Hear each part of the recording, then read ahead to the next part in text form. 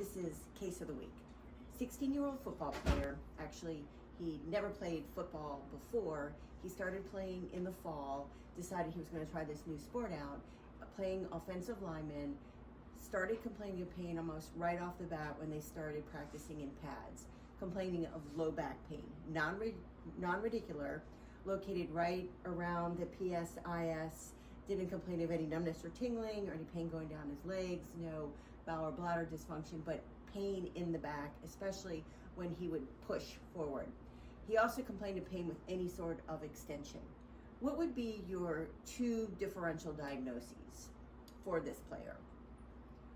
So number one for me would just be a lumbar strain because he's never played football before. The second thing I would be thinking of is also a stress fracture or a pars defect.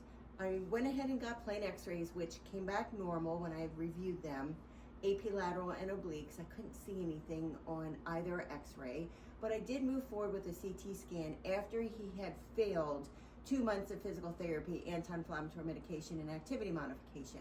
And I want you to take a look at this CT scan.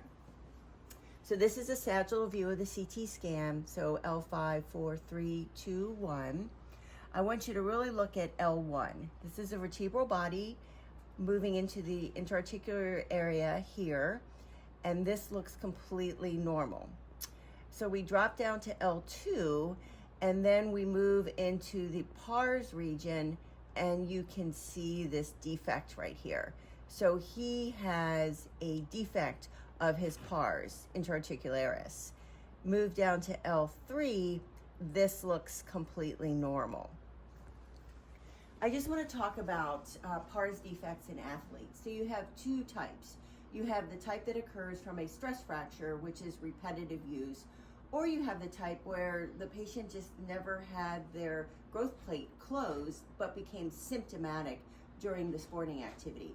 And that's what this patient looks like. I mean, there's sclerosis there. This looks like that pars defect has been there for a long time. So treatment should start with a brace, activity modification, anti-inflammatory medications, and if that fails, then they move on to undergo a fusion. I will sometimes get what's called a SPECT scan to see if that area lights up. If it lights up, that can also be an indication that this is a newer stress fracture and has a better chance of healing.